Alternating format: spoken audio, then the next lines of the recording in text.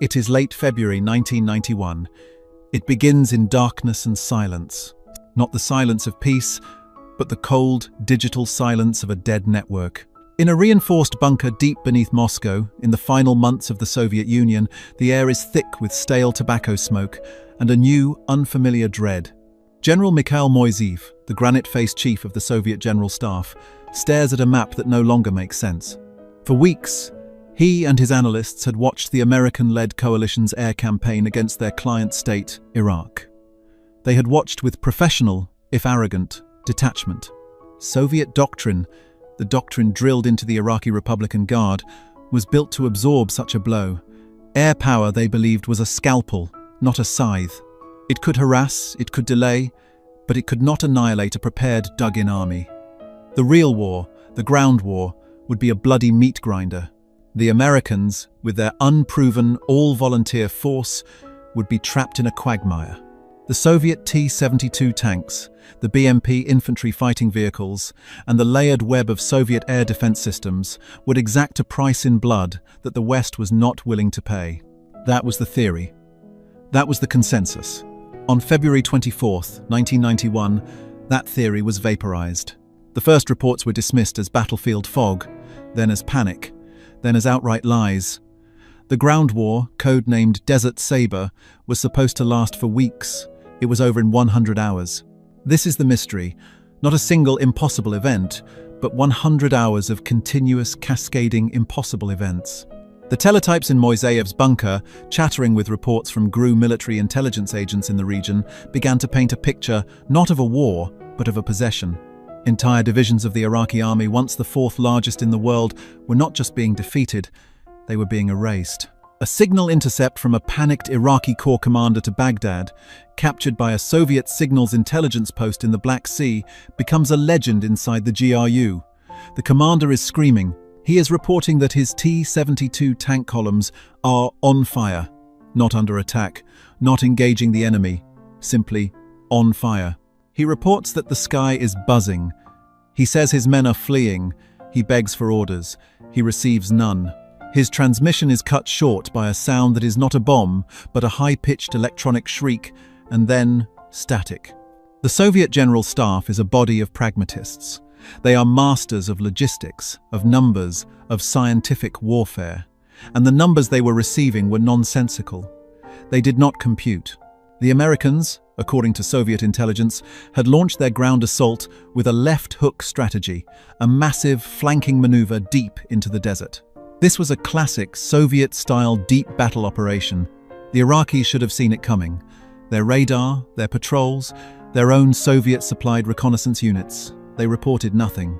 The American 7 Corps and 18 Airborne Corps, hundreds of thousands of men and thousands of armored vehicles, had moved hundreds of kilometers through open desert and simply appeared on the Iraqis' flank, like a phantom army emerging from a fog. How? How did they move so fast? How did they coordinate in the featureless, empty desert at night in a sandstorm? Soviet doctrine, for all its might, was a ponderous top-down system. It required maps, timetables, and rigid phase lines. The Americans were operating with a speed and flexibility that seemed to defy the very laws of military science. The reports from the air were even more terrifying. The impenetrable Iraqi air defense system, a dense network of Soviet SA-6 Gainful and SA-8 Gecko missile batteries tied to French Roland systems, a system the Soviet advisors had helped design, had been blinded, not just suppressed, but systematically hunted and dismembered in the opening nights of the air war. Iraqi pilots, flying advanced MiG-29 aircraft, were reporting ghost signals on their radar. They would see an American F-15 aircraft dive to engage, and their radar would simply vanish. Poof. Their screens would fill with static, and moments later, a missile they never saw coming would tear their aircraft apart. This was not war, it was electronic witchcraft. This is not just a military analysis. For the men in that Moscow bunker, it is an existential crisis. If you want to understand the new dimension of warfare that the Soviets were witnessing, and support the research that goes into these deep dives, consider subscribing to Cold War Impact. We are dedicated to chronicling these pivotal, world-changing moments. The true horror, the central mystery that chilled the blood of the Soviet General Staff, was not the defeat of an ally. It was the manner of that defeat. It was the realization that the entire Soviet military-industrial complex, a machine that had consumed nearly a quarter of the nation's GDP for 5 decades, had built an army designed to fight the last war. The Americans, it seemed, were fighting the next one. The hardware that was now burning in the Kuwaiti desert was the very same hardware defending the borders of the Warsaw Pact. The T-72 tank was the backbone of the Red Army. The BMP infantry fighting vehicle was its iron chariot. The doctrine of massed armor and layered air defense was not just a strategy, it was a state religion. And the Americans had just proven it to be a false faith. The analysts in Moscow scrambled. They searched for an explanation. Was it a secret new weapon? A new type of death ray or energy beam? The reports from fleeing Iraqi soldiers were filled with superstitious terror. They spoke of angels of death that swooped from the night. They talked of invisible tanks that killed them from miles away, long before the Iraqi crews could even see a target. They whispered about the steel rain, cluster munitions that fell from a clear sky and hunted their armor, seeking out the heat of their engines. But the most potent, most chilling symbol of this new, impossible warfare was yet to come. As the rout began, tens of thousands of retreating Iraqi soldiers and vehicles fled north from Kuwait City along a 6-lane road, Highway 80. They were in a full-blown, disorganized panic, a mix of stolen civilian cars, buses, and the elite of the Republican Guard's armor. They were trapped, they were exposed, and they were about to become a laboratory. For 10 hours, under a dark sky, American air power was unleashed on this column, not with the brute force of carpet bombing, but with a terrifying industrial precision. This was not a battle, it was a harvest. When the sun rose on February 27th, the first satellite images began to filter back to Moscow. The analysts in the GRU headquarters could not believe what they were seeing. The images were not of a highway, they were of a graveyard. 2,000 vehicles, jammed bumper to bumper, incinerated, tanks with their turrets blown clean off, trucks melted into the asphalt. It was given a name by the media, the Highway of Death. To the men in Moscow, it was something far more terrifying. It was a message, it was a demonstration. The mystery was no longer, can the Americans fight? The mystery was, what is this system that allows them to see everything, hit everything, and kill at will without even being touched? The Cold War, they suddenly realized, was not a stalemate. It was a checkmate they had never seen coming. And the hunt for how the Americans had built this unstoppable machine, this new god of war, had just become the most desperate investigation in Soviet history. The Highway of Death was not just a military catastrophe, it was an intellectual void. It was a problem for which the Soviet General Staff had no equation. In the weeks following the 100-hour war, the Kremlin's vast intelligence and military scientific apparatus began a frantic, desperate investigation. It was an autopsy not just of the Iraqi army, but potentially of their own. The first instinct was denial. It was blame. In closed-door sessions of the Stavka, the General Staff, the initial reports were savaged. The marshals, men who had built their careers on the hard arithmetic of tank columns and artillery saturation, pointed fingers at their client. The Iraqis were undisciplined. They were poorly trained. They were tactically inept. They had failed to employ Soviet-style deep battle doctrine correctly. A flood of orders went out. The GRU and KGB residentures across the Middle East and Europe were tasked with a single top-priority directive: acquire any data related to the American Desert Saber operation. They were to debrief every surviving Iraqi commander they could find, bribe any coalition official, and steal any scrap of technical data. At the same in Moscow, Soviet military advisors who had been attached to Iraqi units, men who had fled with the remnants of the army, were brought to secure Dacha compounds outside the city. They were not treated as guests. They were interrogated. These debriefings were exercises in futility and terror. The Soviet officers, many of them veterans of Afghanistan, were shaken. They described a war that did not follow the rules. They spoke of the American attack helicopters, the Apaches. A Soviet colonel, a tank expert, reported with a shaking voice that his Iraqi T-72 tank battalion, dug into a defensive berm, was plucked apart one by one. He described it as a shooting gallery. The Americans, he insisted, were firing from ranges of 4, perhaps 5 kilometers. This was impossible. The effective range of the T-72's main gun was 2,000 meters, maybe 3,000, with the AT-11 Sphere missile. But the Americans were not firing tank rounds. They were firing missiles that seemed to guide themselves, missiles that struck the T-72 tank's weakest top armor. The Iraqi crews, he said, never even saw the enemy. They would be staring into their thermal sights at an empty patch of desert, and 1 second later, their turret would be in the air. This was the first Phantom, the invisible helicopter that killed from beyond the horizon. The pilots had even more terrifying stories. The few Iraqi aces who had survived encounters with the USAF F-15 Eagle aircraft were almost incoherent. They spoke of a wall of electronic noise. They would take off, their MiG-29 aircraft's powerful radar scanning the sky. They would see nothing. Their ground-controlled intercept, GCI radar, the eyes of the entire air defense system, would also see nothing. Then, their cockpit warning systems would light up. A missile lock tone would scream in their ears. But from where? There were no bogies on the radar, no visual contacts. The sky was empty. One Iraqi pilot, trained in the Soviet Union, described the experience. "It was like fighting a ghost," he told his GRU debriefer. "I was flying my MiG-29, the best you gave us. I felt invincible. Then my screen it went white. Just snow. My RWR, radar warning receiver, was screaming that I was being painted by an eagle. I looked up, I looked left, I looked right. Nothing. And then I saw the smoke trail. Not at me, but from me. My wingman had just exploded." He never said a word. "I dove. I ran. I did not fight. I just ran." This story, and others like it, began to build a legend, a bogeyman.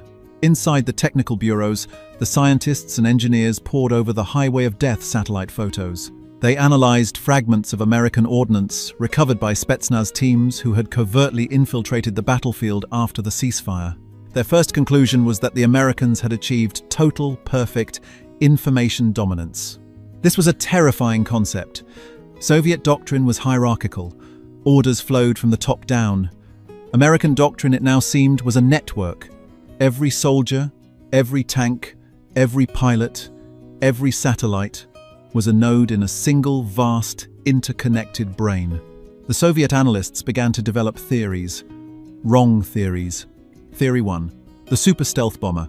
The GRU was already aware of the American F-117 Nighthawk stealth fighter. They had seen grainy photos, but the scale of the destruction to Iraq's command and control bunkers suggested something more. They hypothesized the existence of a new invisible strategic bomber, a craft that could loiter over Baghdad itself, immune to radar, dropping laser-guided bombs with impunity. They were hunting for a new plane, a Project Aurora or something similar, convinced that a single silver bullet aircraft was the key. They were looking for the thing, not the system. Theory 2. The satanic electronic weapon. The reports of white radar screens and ghost signals led the KGB's Line X technical intelligence branch to a horrifying conclusion.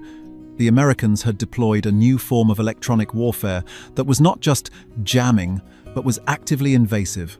They theorized that the EA-6B Prowler and EF-111 Raven aircraft were not just blinding Soviet-made radar, but were hacking it in real time.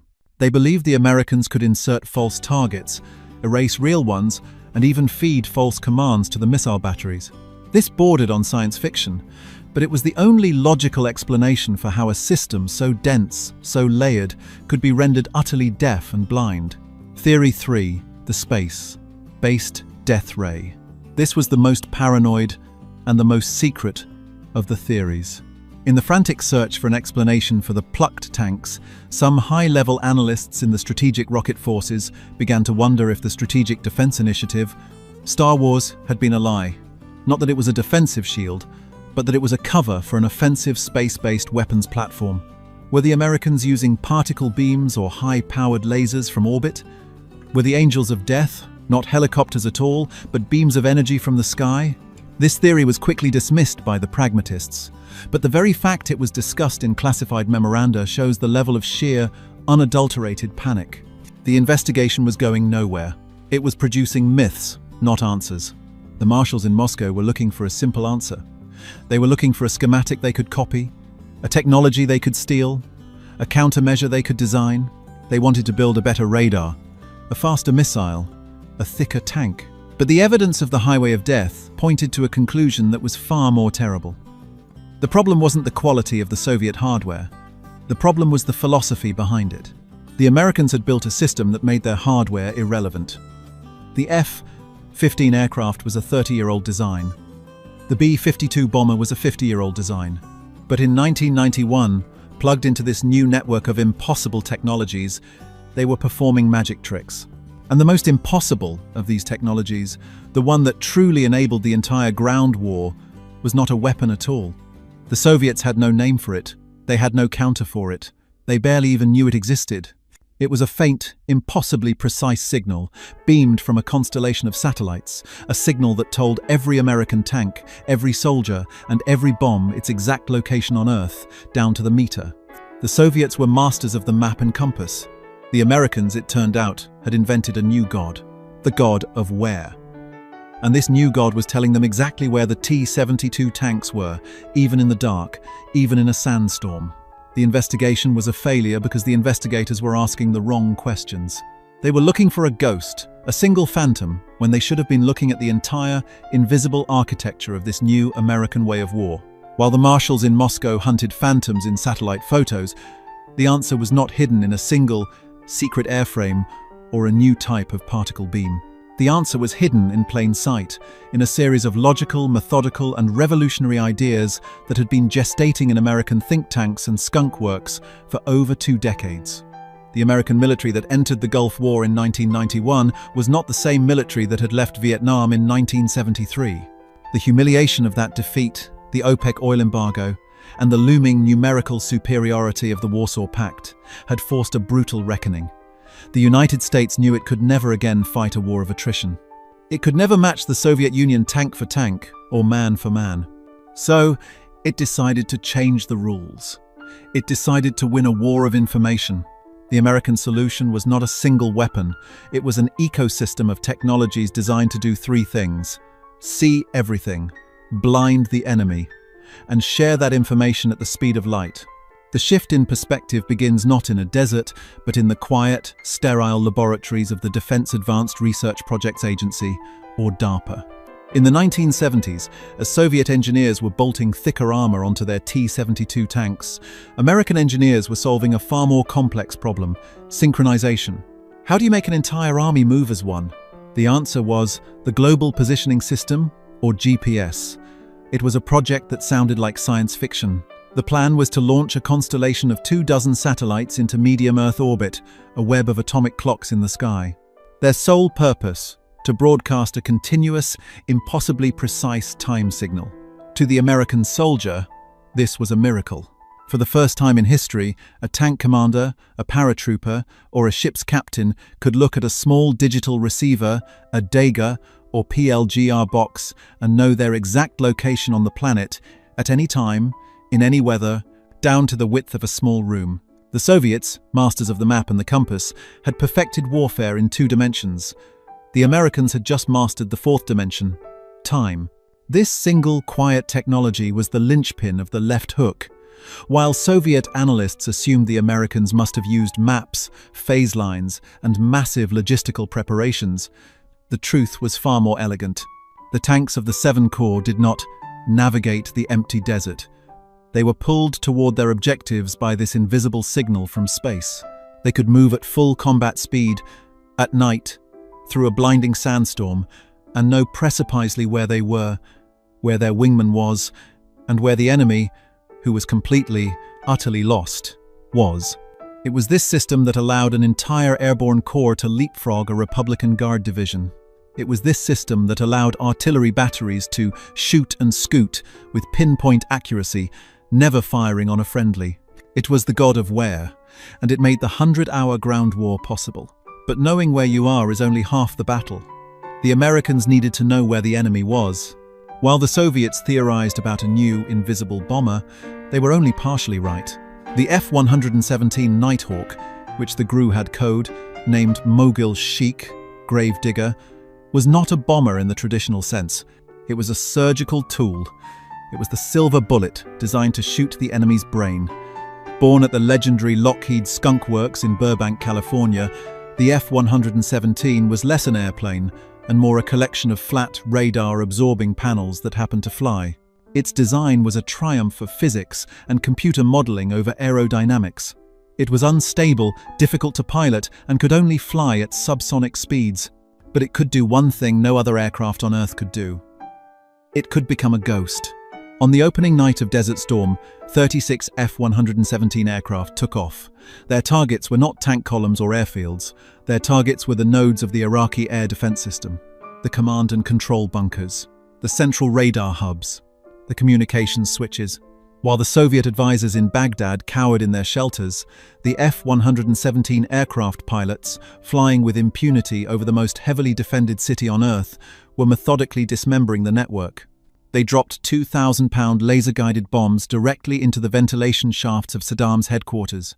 They vaporized the sector operations centers that connected the hundreds of Soviet-made SA-6 and SA-8 missile batteries. When the Iraqi radar operators, staring at their empty screens, were suddenly told their central command was a crater, the entire impenetrable network collapsed. The F-117 had not fought the air defense system. It had murdered it in its sleep. It kicked down the door so the rest of the Air Force, the F-15 seconds, F-16 seconds, and B-52 seconds could come in and finish the job. This explained the blinded pilots. This explained the silent radar screens. But it did not explain the highway of death. It did not explain the plucked tanks. That required the final, and perhaps most revolutionary, piece of the puzzle. It was an ungainly-looking aircraft, a modified Boeing 707 airliner with a massive 30-foot-long canoe slung under its belly. It had no guns, no missiles, no bombs. It was the E-8 Joint STARS, and it was the single most feared weapon in the American arsenal, even though it had never fired a shot. Joint STARS stood for Joint Surveillance Target Attack Radar System. That bland name concealed a terrifying capability. The canoe underneath the plane housed a phased array radar, so powerful it could scan a 20,000 square mile patch of ground, an area the size of a small country, and track every single moving vehicle within it. This was the all-seeing eye. While the F-117 aircraft were killing the brain, and the GPS satellites were guiding the body, the Joint STARS aircraft were watching. Flying in safe orbits, hundreds of miles from the front, the operators inside the E-8 could watch, in real time, as an Iraqi T-72 tank battalion started its engines. They could see the convoy of trucks trying to resupply a frontline unit. They could see the panicked retreat forming on Highway 80. And the Joint STARS aircraft was not just an eye, it was the brain. It was a network. The operators on the J-STARS would see the Iraqi tanks moving. They would instantly data link those coordinates, not with a slow, crackling voice call, but with a digital burst to other platforms. The first was the E-3 AWACS, the Airborne Warning and Control System.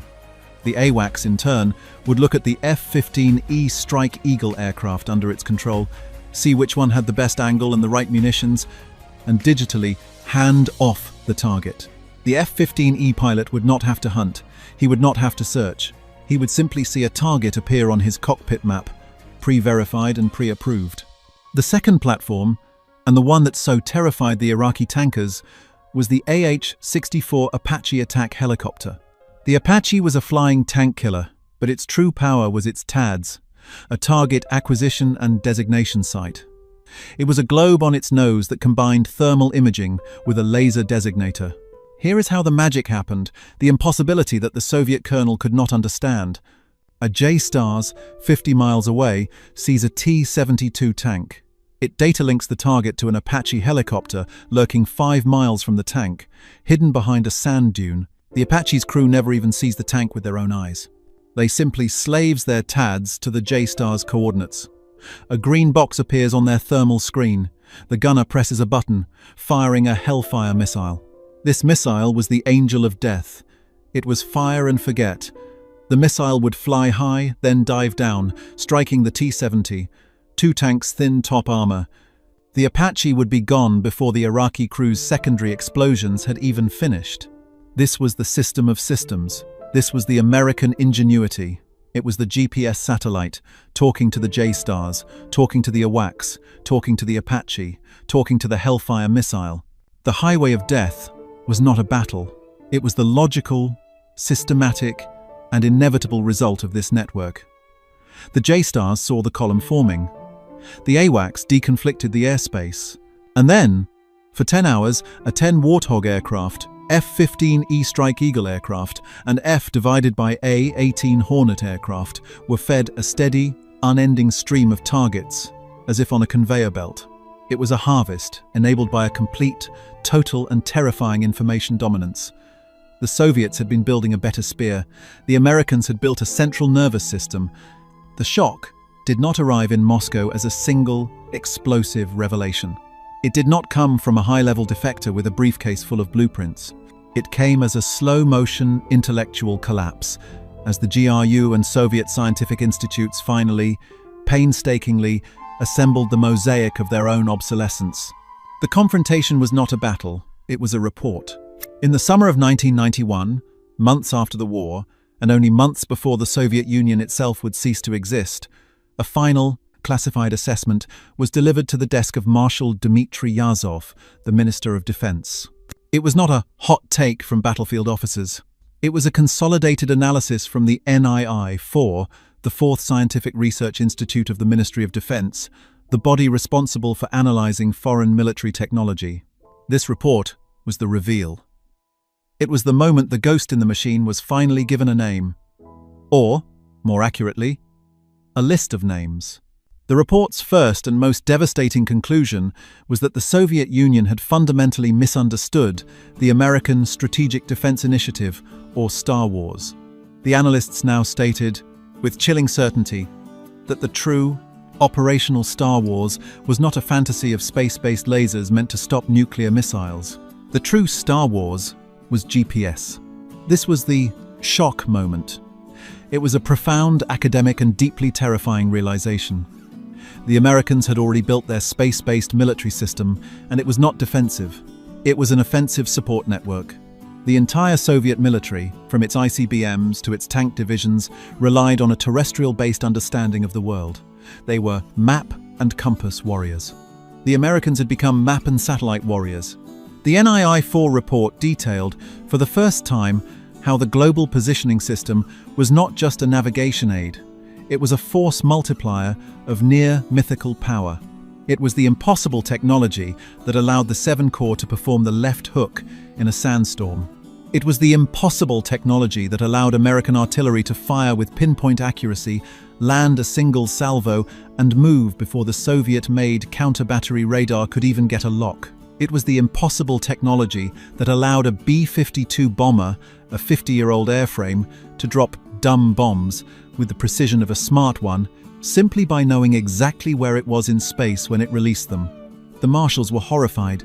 They had spent a decade and billions of rubles developing countermeasures to a hypothetical American space shield, while the Americans had actually deployed a system that made their entire conventional ground army obsolete.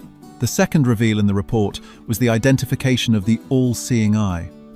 The analysts had cross-referenced sorties, signal intercepts, and satellite data. They isolated the E8 joint stars. They now understood what it was. It was not just a radar plane, it was a battle management platform.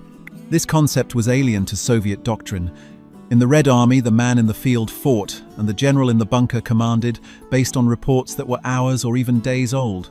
The Americans, the report concluded, had fused the general and the soldier. The J-Stars was a general in the sky, who was not just watching the battlefield, but orchestrating it in real time. This, the report stated, was the secret to the highway of death. It was not a chaotic, target-rich environment, as the Western media portrayed it. It was a methodical, systematic deconstruction. The J-Stars operators were the conductors, and the F-15E, A-10, and Apache aircraft were the orchestra. The J-Stars identified the high-value targets, the T-72 tanks, the air defense batteries, and assigned them to the shooters. It was this system of systems that finally broke the Soviet analysts' minds. It was not the F-117. It was not the Apache helicopter. It was not the GPS. It was the network that bound them all together, the data link. A Soviet MiG-29 pilot was a lone wolf, guided by a fallible human controller on the ground. An American F-15 pilot was a node. He was plugged into the AWACS, which was plugged into the JSTARS, which was plugged into the GPS. The American pilot had the omniscience of a god. The Soviet pilot was flying blind. The shock was total. The investigation had ended with a horrifying truth. The Red Army was a colossus, a giant of steel and muscle, but it was stupid. It was a decentralized, uncoordinated brute. The American military, by contrast, was a smaller, more nimble organism, but it had a single, brilliant, and lightning-fast central nervous system. The futile response had already begun, even before the report was finalized. Countermeasure 1. The stealth hunt. The Soviet Air Defense Command, PVO, was thrown into a panic by the F-117. They had spent decades building the most dense, layered, and sophisticated air defense network in the world, designed to detect high-flying, fast-moving bombers like the B-52 and B-1. The F-117 proved that speed and altitude did not matter. Only signature mattered. Soviet engineers, in a desperate crash program, began pulling their old technical manuals. They realized that their older, long-wave radars, the P-12 Spoonrest and P-18 Spoonrest-D, were theoretically capable of seeing the F-117. These low-frequency radars were not precise enough to guide a missile, but they could detect a blob where the high-frequency targeting radars saw nothing. The new doctrine was born of desperation. AP-18 would spot the blob and then network that data to an SA-10 Grumble missile battery, which would fire a missile into the box, hoping for a kill. It was a failure. It was a clumsy, slow, and unreliable Rube Goldberg machine. The Americans, by contrast, were already well into the development of the next generation, the F-22 Raptor. The Soviets were trying to counter a ghost with a net, while the Americans were already designing a poltergeist. Countermeasure 2. The Apache killer. The sheer terror inspired by the AH-64 Apache and its Hellfire missile sent the tank design bureaus into a frenzy. The T-72, the backbone of the army, was a death trap. Its main weakness, a carousel autoloader that stored ammunition in the crew compartment, meant that any penetrating hit, especially from a top-down attack, would instantly detonate the entire tank, vaporizing the crew. The fix was a series of add-on solutions. Engineers scrambled to design Contact 5, a new generation of explosive reactive armor, ERA. These were bricks of explosives bolted to the tank, designed to detonate outward when hit, disrupting the incoming missile's plasma jet. It was a patch. It was a band-aid on a severed artery. It made the tank heavier, slower, and did nothing to solve the fundamental problem. The Apache could still see the T-72 tank from 5 miles away, while the T-72 tank could see nothing. The Soviet response was to add more armor. The American solution had been to transcend armor. Countermeasure 3. The GPS jammer. The most futile response was to the god of where. The GRU understood that GPS was the linchpin. They tasked their electronic warfare divisions with developing powerful truck-mounted jammers. The Smelchak, Daredevil, and R330 systems were rushed into production, designed to broadcast a wall of white noise on the GPS frequencies, blinding the American receivers. It was a complete, systemic failure. They had missed the point. The Americans, anticipating this, had already designed the system to be redundant. The GPS signal had 2 codes, the civilian C divided by A code and the encrypted jam-resistant military PY code. Furthermore, American tanks and aircraft were not just using GPS, they were using an inertial navigation system, INS, a series of gyroscopes and accelerometers that knew where the vehicle was based on its own movement. The GPS signal was simply a corrector. It would true up the INS every few seconds. Even if the Soviets managed to jam the signal for a few minutes, a massive, power-draining if the American tank would still know where it was, with far more accuracy than the Soviet T-72 tank crew that was hopelessly lost, staring at a paper map in the middle of a desert. The investigation was over. The truth was on the table. Every countermeasure was too little, too late. The Soviet Union had built an army to fight World War II again. The Americans had built an army to fight the 21st century. The highway of death was not a battle. It was a revelation. It was the public execution of a failed philosophy. The numbers, in the end, are the most brutal. They are the final, cold verdict, delivered by the unfeeling arithmetic of war. The killer statistic of Operation Desert Storm is not one number, but a cascade of them, each one more impossible than the last. The first is 100. The ground war, the great meat grinder that the Soviets had assured their Iraqi clients would last for weeks, perhaps months, was over in 100 hours. An army of over 500,000 men, with thousands of tanks, was routed, encircled, or destroyed in just over 4 days. The next is the air-to-air kill ratio. American F-15 Eagle aircraft, many of them flying airframes built in the 1970s, flew with total impunity. They shot down 38 Iraqi fixed-wing aircraft in aerial combat. In that same campaign, 0 F-15 aircraft were lost to enemy fighters. The pilots of the elite, Soviet-trained Iraqi Air Corps, flying the very best MiG-29 and MiG-25 aircraft that Moscow could provide, were not just defeated. They were prey. Then there is the armor. The final tally is still debated, but the consensus is staggering. Nearly 4,000 Iraqi tanks, the vast majority of them Soviet T-72, T-62 and T-55 models, were confirmed destroyed or captured. In exchange, the American 7 Corps lost a total of 36 M1A1 Abrams tanks. And even that number conceals the true, horrifying disparity. Of those 36 American tanks lost, not a single one was destroyed by an Iraqi tank's main gun. The handful of Abrams tanks that were knocked out were victims of friendly fire, or were intentionally scuttled after being damaged by mines. The Soviet T-72 tank, the symbol of Red Army power, the brute force weapon that was supposed to smash its way to the Rhine in 72 hours, had proven itself to be a $4 million coffin. Its armor was incapable of stopping an American sabot round. Its gun was incapable of penetrating an M1's Chobham armor. Its fire control, lacking the thermal sights and laser rangefinders of the Abrams, was blind. This was the verdict. The Soviet war machine was a paper tiger. This military failure was not a failure of courage or even of numbers. It was a failure of philosophy. It was the final fatal symptom of a deeper systemic disease, the core sickness of the Soviet economy. The Soviet system was built on imitation. The American system was built on innovation. Throughout the Cold War, the GRU and KGB Line X had been spectacularly successful at stealing American hardware. When the Americans built the B-29 Superfortress, the Soviets stole one and, bolt for bolt, reverse-engineered it to create the Tupolev Tu-4. When the Americans built the first atomic bomb, Soviet spies stole the designs. The Soviet military-industrial complex was a gigantic, powerful, and effective photocopier. But in 1991, they learned a terrifying lesson. You cannot steal a network. You cannot reverse engineer a philosophy. The system of systems that had annihilated the Iraqi army was not built on steel, but on silicon. Its true power was not in the bombs, but in the microprocessors that guided them. The magic of the J-Stars was not in its radar antenna, but in the advanced software and high-speed processors that filtered the data. The impossible accuracy of the M1 Abrams tank was not in its cannon, but in its digital ballistic computer. And this was the one war the Soviet Union had already, irretrievably, lost. While the American military was tapping into the explosive, chaotic, and creative energy of Silicon Valley, the Soviet Union was mired in a centrally planned, top-down technological bog.